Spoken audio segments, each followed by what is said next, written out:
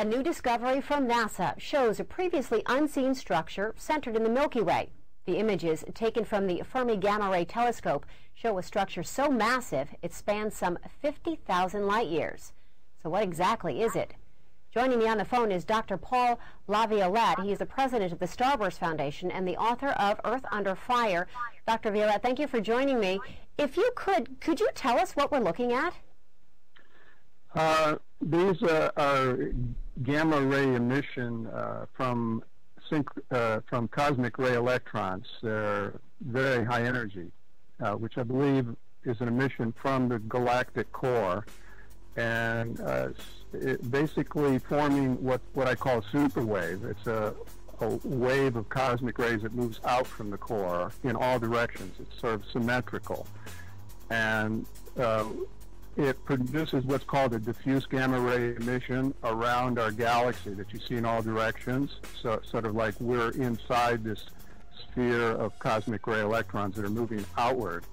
But the reason we see these bubbles in this particular direction, where it's more intense than the other gamma ray emission, is because the cosmic ray electrons escape more easily along the polar directions. Because there's less impediment from the magnetic fields in the core in that direction. Have any of these bubbles been detected before, or is this really a first for NASA to see them? Well, we see a similar thing in other galaxies that have active cores, like, for example, Centaurus A. There's similar bubbles around it, and we're viewing Centaurus A edge on. It's the closest galaxy that indicates explosive activity in its core, closest to us.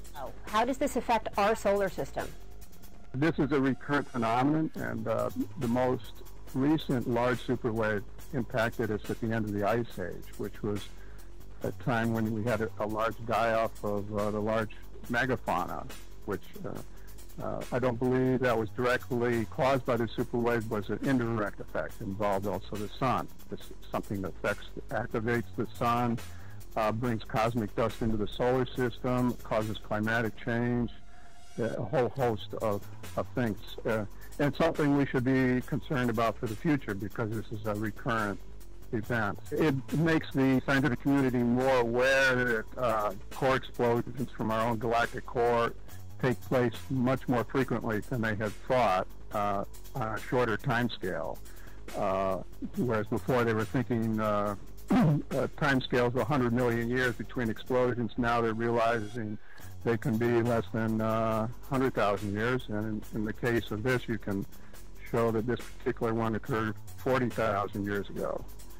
So it brings it closer to home, and realizing that since it's periodic, we're due for another event in the near future. Well, Dr. Laviolette, thank you so much for your time, and thank you for your insight.